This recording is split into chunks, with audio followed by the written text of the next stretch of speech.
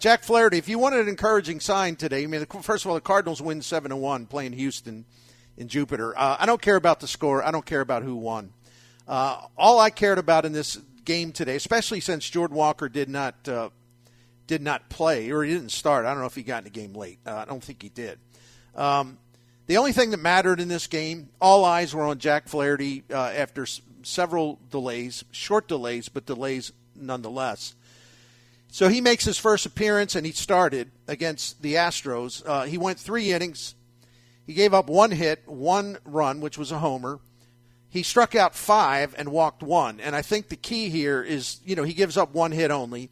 But the key here is he pumps 5 strikeouts by Astros hitters and only walked 1. So his control, for the most part, I mean, I didn't see it because it wasn't televised. But I assume if you just go by the pitching line, Jack was in command. And his control was maybe unexpectedly sharp because of, having to push this scheduled start back 2 or 3 times now. So you don't know whether the ball would be all over the place or, what the situation would be. But he came out, and, yeah, it's one game, and I know it. He's got many hills to climb, so to speak. But by all accounts, he pitched well today. And then as a secondary note, Steven Matz, and I'm not sure why people are nervous about him. It seems like a lot of stuff I read in here, it's like, we all know because we've all pointed out that, last year was weird because he had one injury that, we can attach to him in terms of,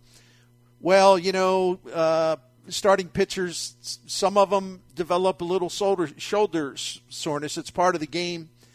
And he has had, issues in the past.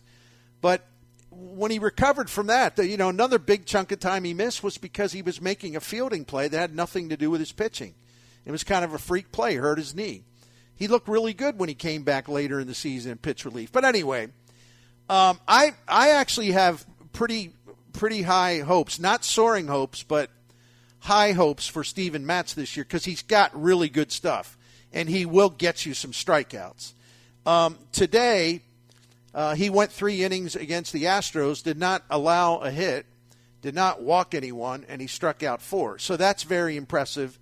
And then as the Cardinals, if you look at what they did to Houston today, because Drew Verhagen and Tink Hence came in and pitched as well. So 4 pitchers held the Astros to 1 hit, 1 run. There were 3 strikeouts, but these 4 pitchers struck out 13. It's only spring training. You don't go running into the street waving Cardinals pennants or whatever based on one really well-pitched game. But I would say with all 4 of these guys, maybe Hence to a lesser extent, because he's not expected to be a Cardinal this year. They're bringing him along slowly as they should. But Verhagen's supposed to be a factor in a bullpen competition or whatever. But when you have 3 guys, Verhagen much less as far as I'm concerned than Flaherty and Matz, pitching with command and being really dominant, I don't care when that happens. With all the damn pitching issues the Cardinals have and this pattern of spring training injuries and losing starting pitchers and all that, I will take what happened today every single time and view it as a really encouraging day, even though it's a damn spring training game. 2/5 of your starting staff today get A+. I think that's a great day, Bernie. Yeah. They were both really good today. Matz, he faced the minimum, and he was he was blowing them down. And Flaherty, the fact that he got through his 3 innings, he struck out 5, he only gave up the 1 run. I was super encouraged because I, like a lot of people, was extremely cautious, especially, look, we know he was going to start on Sunday. And then it was, he had flu-like symptoms. We're going to just caution. Right. But they pushed him back like three times. Yeah, so, yeah. Until you see it, Bernie, you still go, I've seen this one before. Let's see what he does. It was good. Yeah. And maybe Ali Marmol was smart. Well, he was smart in that he felt this was on Sunday. He didn't start him on Sunday because Flaherty's got some kind of respiratory illness. And I believe that. I'm not going to belittle him for that because it's spring training. And he just didn't think it was. He just thought it was better to wait a day, let some stuff clear up, and he'd be physically stronger. And as it turned out, it looked like the manager knew exactly what he's doing. And the manager also wanted to make the point that Flaherty wanted to go on Sunday, and Marmol said no.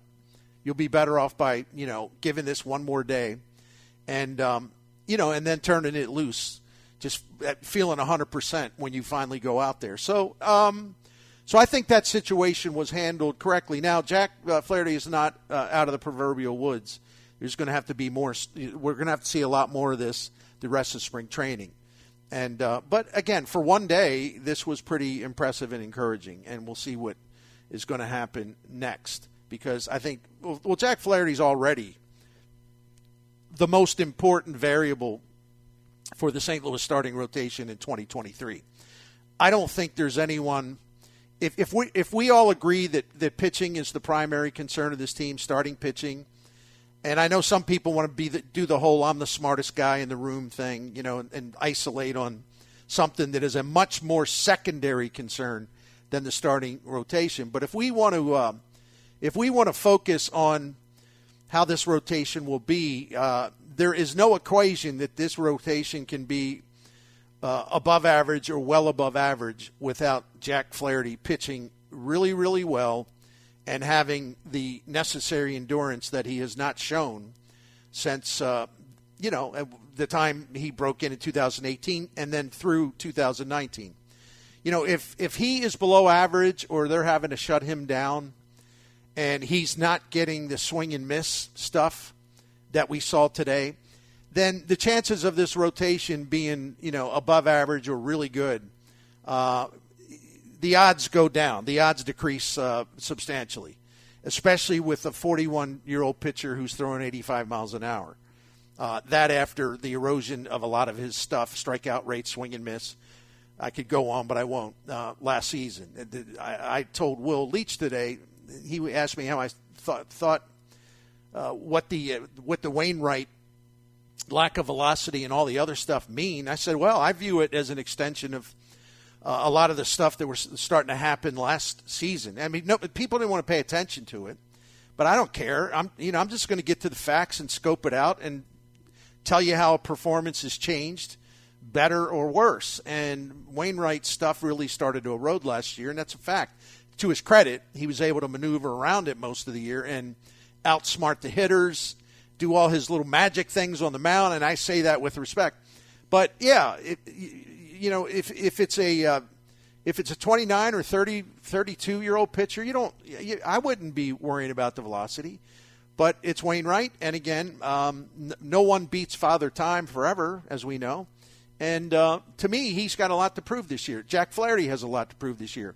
But especially because we don't know exactly, other than the eternal optimist who, seldom has heard a discouraging word and, no, it's Wayne. He'll get it. Oh, it's good. Yeah, okay, good. I hope he does. As I told Will Leach, I hope he does. Will Leach very alarmed about Wainwright. I think there's reason to be alarmed, but we'll see. Hopefully this was nothing more than a blip. But he's got to kind of reestablish himself that he can throw a little harder and get people off his curveball, or get people to chase more pitches, I should say, by using his fastball to get ahead in counts, things like that.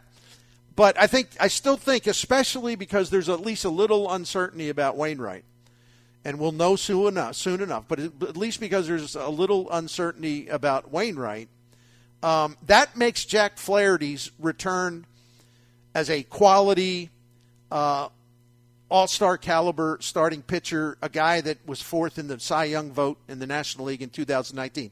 That makes his ability, it makes the importance of him reestablishing himself as a true difference-making starting pitcher.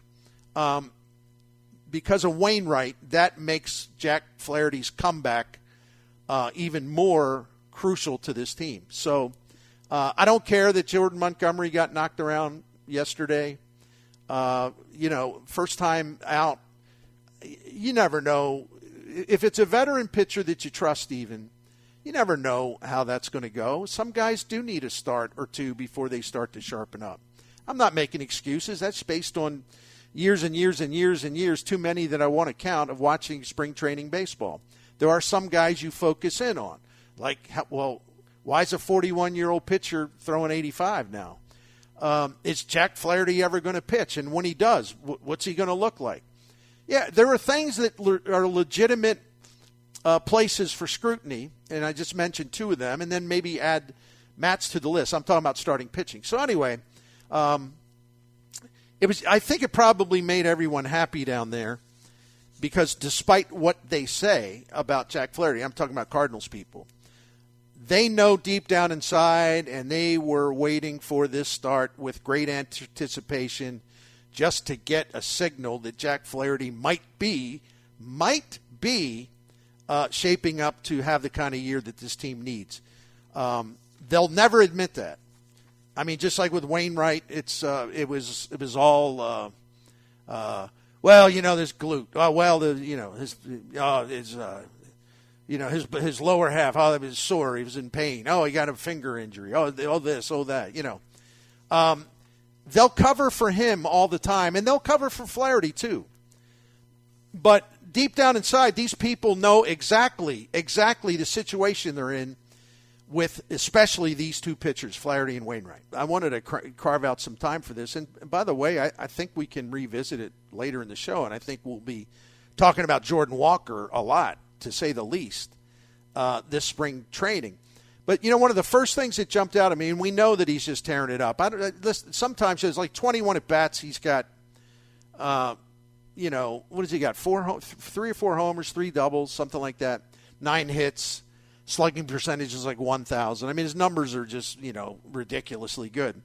And so he may be forcing the Cardinals' hand, although I don't think the Cardinals need to be pushed too much to put him on the opening day roster. But there's always a question of that. And a lot of it is dictated by how Walker performs. And by the way, look, I'm as fired up about what he's been doing as anyone. I think it's extraordinary. The comparisons to the buzz around rookie Albert Pujols in 2001, from that standpoint only, this is the same kind of buzz, so the narrative fits. But I kind of end it right there, because the last thing anybody should be doing is comparing him to Albert Pujols, other than to say there hasn't been a buzz over a Cardinals rookie hitter in camp since Albert Pujols in 2001, and leave it at that. But one of the things I think so interesting about this is the perspective of where the Cardinals are in their outfield compared to like 2 years ago. And here's why I say that. And I told Will Leach this on our Seeing Red podcast, which you can get on 590thefan.com or the 590thefan app. And I said, it was only 2 years ago. And you know who the top prospect was 2 years ago as far as the outfield? And he was a guy that ended up in the first 2 months of the season having the third most plate appearances among Cardinals outfielders. Justin Williams. That was your number one outfield prospect, Justin Williams. And when I say prospect, I'm not talking about Dylan Carlson, who was voted, who was drafted so early, but I'm talking about the next guy that, who was going to come in and try to win a job. I mean, Dylan Carlson already had a job because he was with the Cardinals in 2020 and showed well.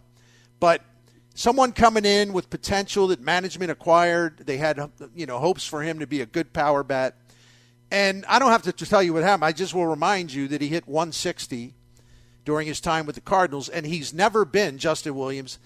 His last game for the Cardinals was June 2nd of 2021, and he's never reappeared in the majors.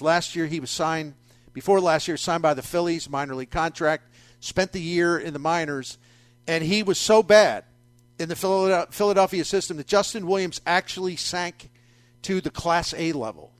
This after being one of a guy that got a huge opportunity the first 2 months of the previous season. I mean, he's fallen a large way down. I just wanted to note that because, again, the Cardinals' depth in the outfield was so bad in 2021 when Tyler O'Neill had some early, not serious, but a couple, 3 early season injuries, And then Harrison Bader was out of the lineup for a long time because of a broken rib when he was trying to make a catch. The Cardinals really had nowhere to turn.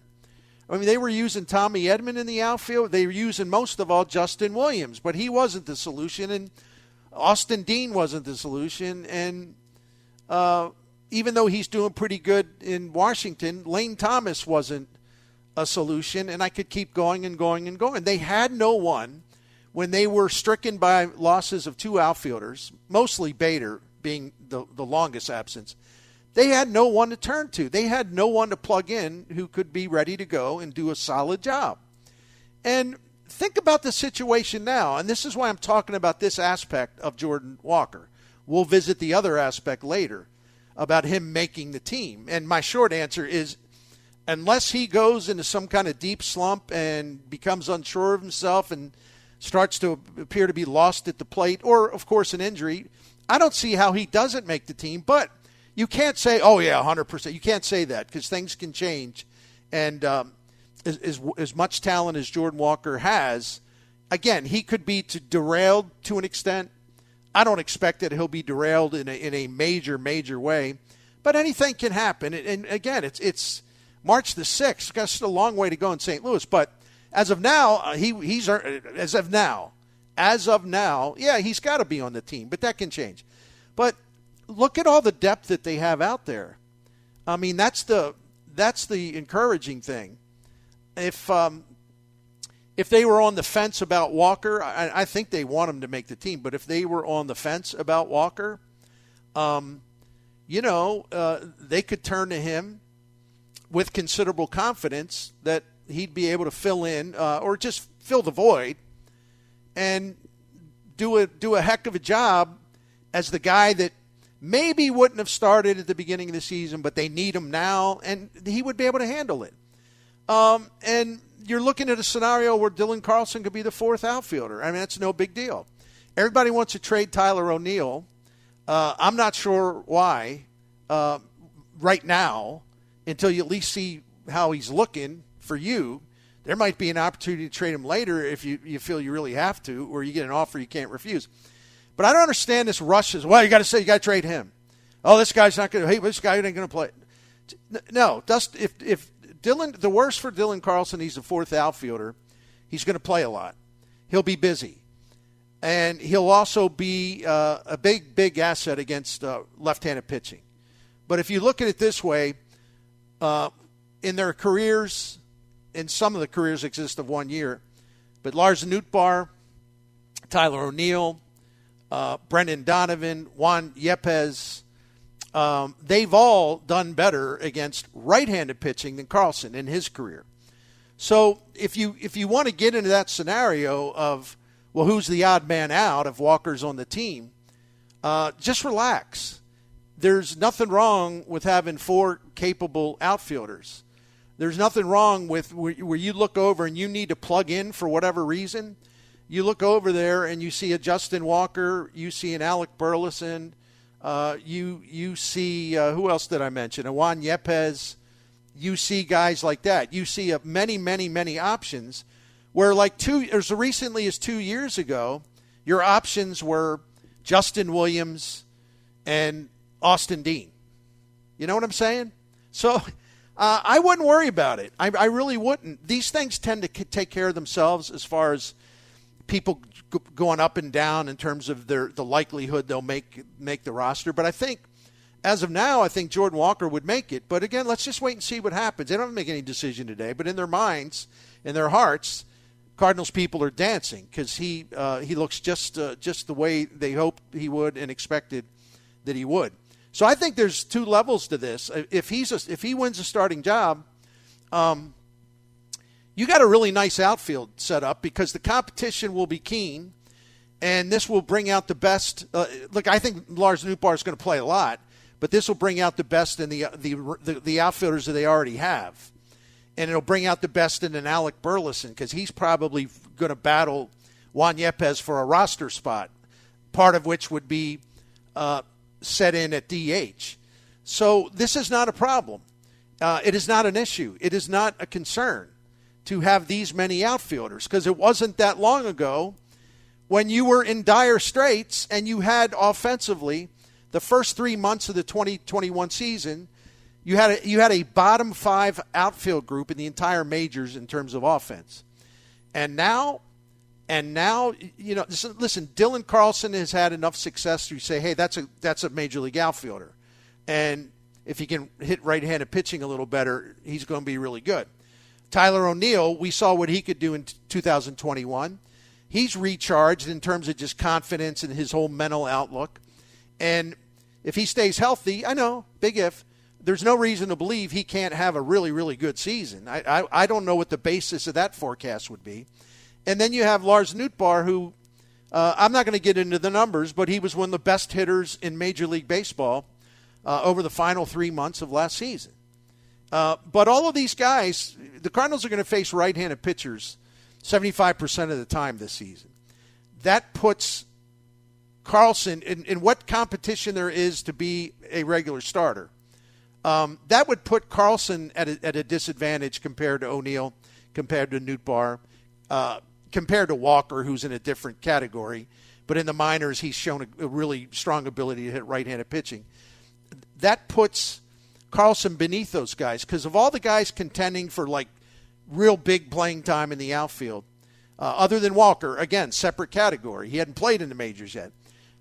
Carlson's the only one that for his career is well below average against right-handed pitching. All the other guys that I've mentioned, they have all been above average against right-handed pitching. So, I mean, that's how I would frame the competition.